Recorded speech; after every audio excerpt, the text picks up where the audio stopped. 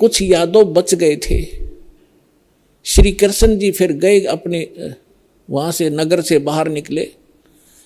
उसने उस घास को पाड़ा, उसमें यह लिखा कि वो मूसल बन गए, मूसल। उन मूसलों से शेष बचे हुए यादवों को खुद श्री कृष्ण जी ने मारा, कति नाश कर दिया। और आप जाकर लेट गया प्रभास क्षेत्र में एक वृक्ष के नीचे। भगवान श्री कृष्ण के पैर में पद्म, एक चमकीला पदार्थ, जैसे हमारे तिल हो जाते हैं, मुछ हो जाते हैं, ऐसा उनके पैर में जन्म से ही एक पद्म था। वो रात्रि में ऐसे चमकता था जैसे 50-100 वाट का बल्ब चस्या करे जगह, और दिन के अंदर भी उसकी चमक सी बनी रहती थी। तो श्री कृष्ण जी एक वृक्ष के नीचे, सारा जब उनका नाश हो लिया, रेखे को खुद मार कर शेष बच्चों को, और बैठ लेट गया उस वृक्ष के नीचे, पैर पे पैर रख के। पैर घुटने पर दूसरा पैर रखा हुआ था, पद्म वाला पैर ऊपर था, वो चिमक रहा था।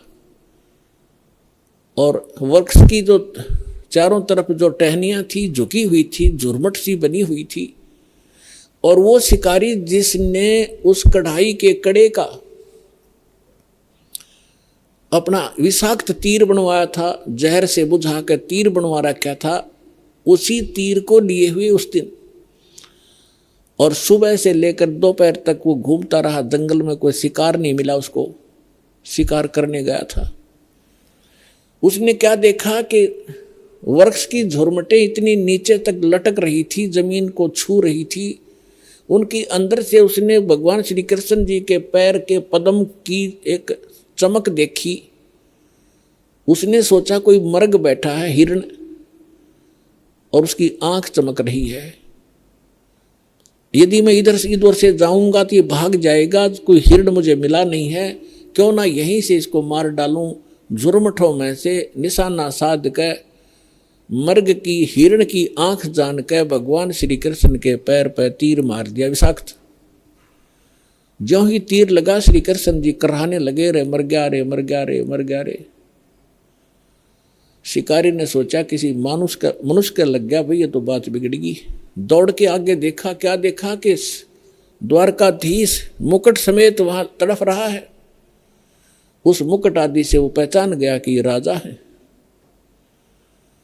तब उसने करबद्ध होकर कहा कि भगवान मुझे गलती होगी, अनजाने में लग गया मेरी, आप तो अंतर्यामी हैं, आप सारी जानते हो, मेरी इच्छा नहीं थी आपको मारने की, मेरी कोई दुश्मनी नहीं थी आपसे, और ऐसे ऐसे मेरे से गलती होगी, मैंने आपके इस चमक को हिरण की आंख जाना।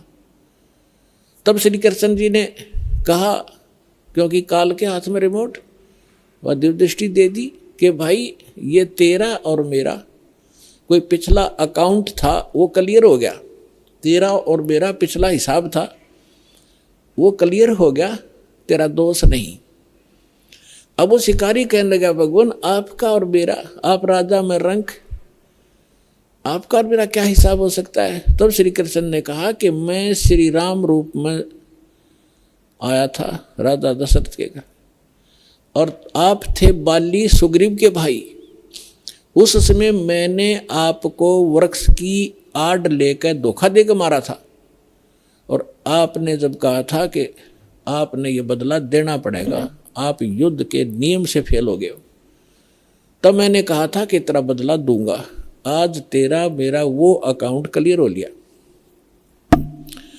अब यहां परमात्मा कहते हैं, बदला कहीं ना जात है इस तीन लोक के माही, सतगुरु मिले कबीर से फिर लेन देन कछु नाही। अब क्या बताते हैं कि तीन लोक के इन भगवानों ने भी अपना टिट फॉर टेट पूरा करना पड़ता है। तुम इनसे अपने संस्कार कटवाने के लिए भक्ति कर रहे हो कि हमारा पाप कटे, हमें दुख दूर और सुख दे। ये अपने दुख नहीं दूर कर सके, तुम्हारे कैसे कर देंगे, भगवान कहा करते थे कबीर जी। और समर्थ कबीर साहब की शरण में आने से फिर ये लेन देन समाप्त कर देंगे आपका, कुछ नहीं बचेगा। सब अपनी कलम, इनके पास, समर्थ के पास पावर होती है कि मासा घटे ना तिल बधे, विद ना लिखे जो लेख, और सच्चा सतगुरु मेट कर ऊपर मार दे मेघ। अपने आत्माओं सूक्ष्म वेद में बताया है, दुर्वासा को पे तहा समझन आई नीच, 56 करोड़ या 2 कटे वो मची रुद्र की कीच। अब ये भगवानों की तो दे दिया हिसाब किताब आपको, ये भगवान तो इसे थे आपके। अब जिनको आप ऋषि महर्षि मानते थे, दुर्वासा जी को तोप मानते थे कि बड़े महापुरुष हैं, वो तो नीच थे एक नंबर के। सूक्ष्म वेद के अंदर परमात्मा ने कहा है कि दुर्वासा कोपे तहा, दुर्वासा वहां क्रोधित हुआ। किस बात पे? बच्चों ने मजाक कर दिया कि बिजली गिर गई थी, साधु संत ठीक है बेटा भाग जाओ, खबरदार आगे बकवाद करीता है निकम्मो, ऐसे करते संतों के साथ मजाक करते, इतना कह के छोड़ सके था। और शराप दे दिया तुम्हारा नाश होगा। आम व्यक्ति से भी गिरे हुए थे ये लोग, जिनको मैं ऋषि माना करते थे। एक बुजुर्ग आदमी बड़े आदमी से को बालक मजाक भी कर ले, उसको इतना भयंकर शराप दिया करते हैं। पुरात्माओं जैसे किसी के हाथ में बंदूक है, पिस्टल है, और कोई बालक मजाक कर दे और उसका वो गोली मार दे, वो तो एक ढेर आदमी होगा समर्थ, उसको पता है कि तो कितनी भयंकर वस्तु लिए रहा है, किसके ऊपर दाग रहा है। वो नीच व्यक्ति होता है, मजाक करने पे भी इतनी भी सहन नहीं कर सकता। तो इस स्थिति के थे वो ऋषि, उनके पास ये हथियार थे वचन के और शराप देने के। तो यहां सूक्ष्म वेद में लिखा है कि दुर्वासा को पे तहा क्रोधित हो गए और समझ न आई नीच, ये भी नहीं सोचा तू क्या करने जा रहा है।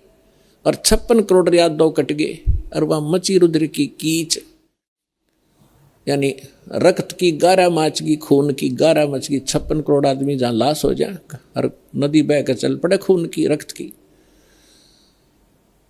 तो यहां पुण्यात्माओं, ना तो ये भगवान समर्थ जिनको हम पूजा करते, ना ये ऋषि एक अन्य के जिनको ज्ञान ही नहीं था, इनको ये नहीं पता भगवान कौन है।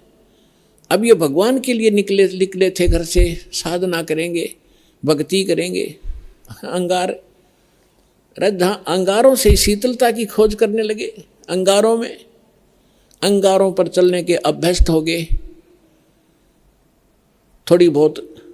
थोड़ी आंच को भी हम, थोड़ी ही आग को, आंच को हम सुख मान रहे। झूठे सुख को सुख कहे, ये मान रहा मन मोद, ये सकल चबीना काल का, कुछ मुख में कुछ गोद। तक हमें परमेश्वर का सही मार्ग नहीं मिलता, परम संत मिलते नहीं, तो ऋषियों के पास, गुरुओं के पास जाते हैं। सभी पहले तो अपने धार्मिक क्रियाएं आपके ऊपर लाद देते हैं, आप भी दुख संकट निवारण के लिए उनको करना प्रारंभ करते हो। अंत में वे आपको ये जवाब दे देते हैं कि ये तुम्हारे प्रारब्ध में लिखा है, ये तो भोगना पड़ेगा। और उदाहरण देते हैं, जैसे भगवान विष्णु को श्राप दिया था नारद जी ने कि तू एक जीवन मेरे की तरह पत्नी के वियोग में बिताएगा। और वो दंड, वो श्राप, वो नारद जी के द्वारा दिया गया श्राप, श्री विष्णु जी अपना भी श्राप नाश नहीं कर सके, उसको भी उन्होंने भोगना पड़ा। श्री रामचंद्र रूप में राजा दशरथ के घर जन्म हुआ, विवाह हुआ, विवाह होते ही वनवास हुआ। वनवास से 2 वर्ष के बाद ही सीता का अपहरण हुआ और लंका में निवास हुआ। बहुत समय तक वहां युद्ध हुआ, उसके बाद सीता जी को वापस लाए। 1 वर्ष 2 वर्ष के बाद सीता जी को फिर निष्कासित कर दिया। आजीवन श्री राम और श्री सीता जी कभी इकट्ठे नहीं रह सके। बच्चे कहीं, आप कहीं, वो प्राणी सुखी नहीं हो सकता। भले ही श्री रामचंद्र जी अयोध्या के राजा थे, लेकिन आप कहीं और पत्नी कहीं, बच्चे कहीं, तो वो जीव सुखी नहीं हो सकता। और ये ब्रह्मा विष्णु महेश एक जीव संज्ञा में है, ये परमात्मा नहीं है, पूर्ण परमात्मा नहीं है। अब ये बातें बड़ी खटकती हैं, पहली बार जो ये ज्ञान सुनता हूँ आत्मा को, पुण्यात्माओं, इनके इतिहास में लिखा है, इस काल ने, ब्रह्म ने विष्णु और ब्रह्मा से कहा शिव पुराण में कि तुमने अपने आप को भगवान मान लिया एक दूसरे ने, और तुम युद्ध कर रहे हो, तुम्हारे ये भ्रम का निवारण करने के लिए मैं अब प्रकट हुआ हूं। उनके बीच में जो ब्रह्मा और विष्णु लड़ रहे थे, बीच में स्तंभ खड़ा कर दिया, एक पिलर लिंग खड़ा कर दिया, चमकदार बहुत बड़ा खंबा। तब इसने जाकर कहा था कि तुम ईश नहीं हो, तुमने अपने आप को भगवान मान लिया, ये बहुत गलत किया। अब थोड़ी सी यहां झलक दिखानी पड़ेगी ना, तो ये कुनीन जितनी कड़वी है ये शब्द जो दास ने कहा कि ब्रह्मा विष्णु महेश ये भगवान नहीं है, क्योंकि ये स्वयं भी अपने कर्म के दंड को भोगा है, और भगवान किसी भी प्रकार का दंड नहीं भोगता। वो तो पाप नाशक है, उनको तो दंड हो ही नहीं सकता, लेकिन दूसरों का भी, वो अपने आश्रितों का भी वो पाप नाश कर सकते हैं।